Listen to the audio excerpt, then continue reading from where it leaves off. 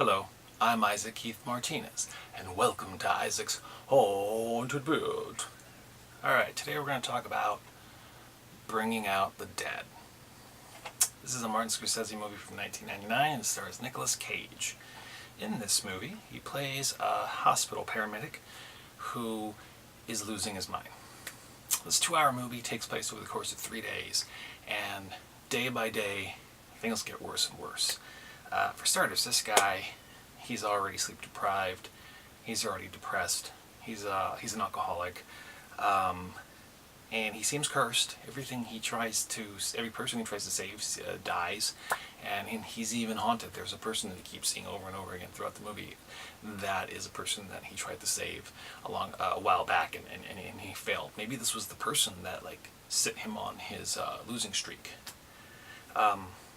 So, as the movie goes on, it tells you what day it is, like day 1, day 2, day 3, and in the first day, and each day, he's paired with a different ambulance driver. So you can kind of put the 3 acts into which person, he's with. The first person is played by John Goodman, and I've noticed that each of the drivers have a different obsession. John Goodman's obsession is food.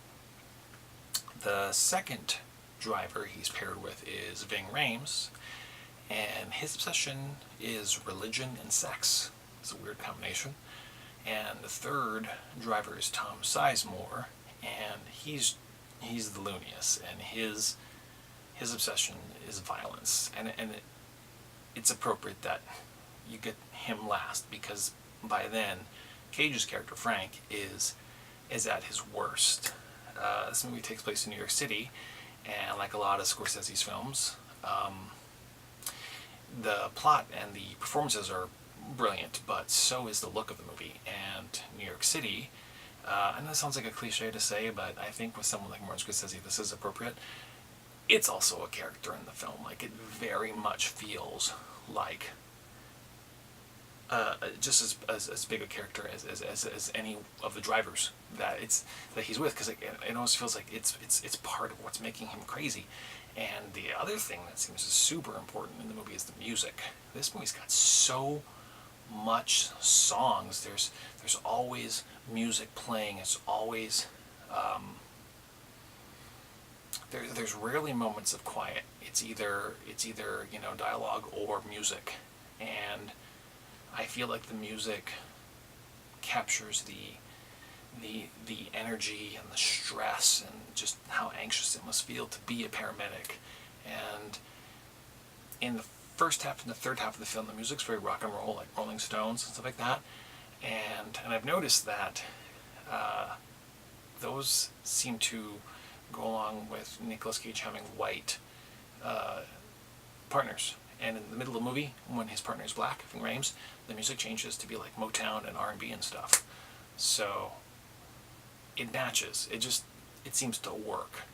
And another thing that changes is the dispatcher. When they're driving around and they get calls saying, hey, this person's, dying, this is their address, you need to go get them. In the beginning of the first half of the film and the last half of the film, the dispatcher is Martin Scorsese. And in the middle of the film, when it's Ving Rhames as his partner, the dispatcher's voice changes to Queen Latifah, which also matches because there's like a flirty relationship going on with Queen Latifah and Ving Rhames. This is more than a movie. This is art, and that shouldn't surprise anybody that I feel that way, and that I'm sure other people feel this way, because this is a Martin Scorsese film. He doesn't just make films. He makes things that feel more important. He makes things that feel like you don't just watch it, you experience it. And I do think that in order to get the benefit of that experience, you should give this film all of your attention. Turn off the lights. Make your home feel like a movie theater.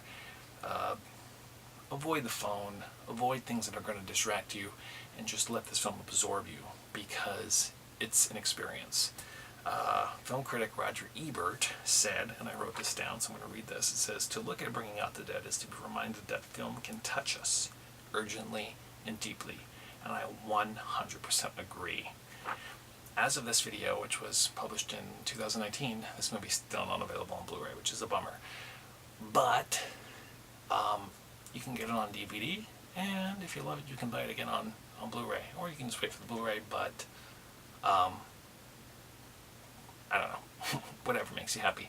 I think it might be streaming somewhere, maybe on Prime, but I'm not sure because I watched it on DVD. Shouldn't be too hard to find. Anyway, there you go.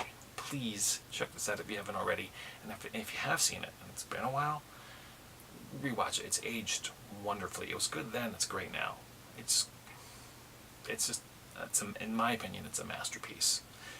Also in the film, by the way, is Patricia Arquette, who is Nicolas Cage's second wife. There you go. I'm not 100% sure if this is where he met her, but I wish I had that. I should have done my homework more, but I didn't. I just remember that they were married for a while. And Mark Anthony is in this movie, the singer. So, there you go. Martin Scorsese's 1999 film, starring Nicolas Cage, Bring Out the Dead. Thanks for watching, folks. If you haven't already, please subscribe to my channel here on YouTube, and follow me on Twitter at IsaacSantedB. Alright, take care. Bye-bye.